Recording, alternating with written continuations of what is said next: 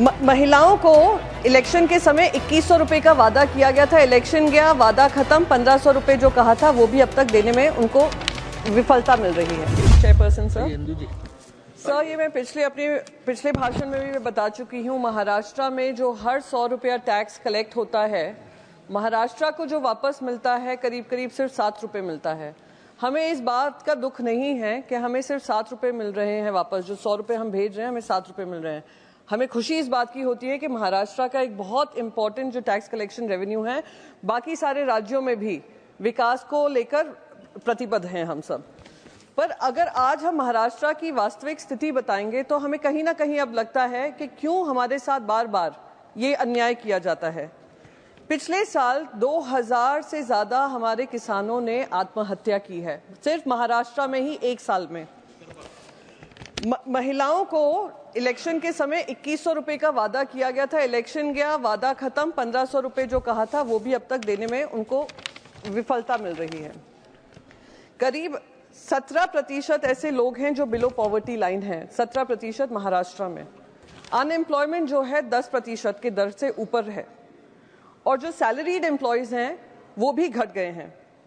Madam, जब police jobs की नौकरी का एड आता है तो उसमें लाखों की तादाद में लोग अप्लाई करते हैं, तो आप वास्तविक स्थिति समझ सकती हैं क्या है।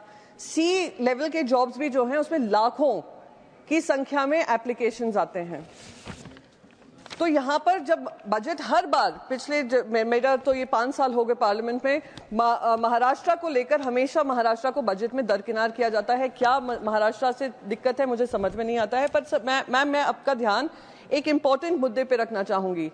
जो सेस एंड सरचार्जेस हैं, सेस एंड सरचार्जेस वो ऐसे कलेक्शन होते हैं सेंट्रल गवर्नमेंट के जो ग्रॉस टैक्स रेवेन्यू में से डिविजिबल पूल में नहीं आते हैं।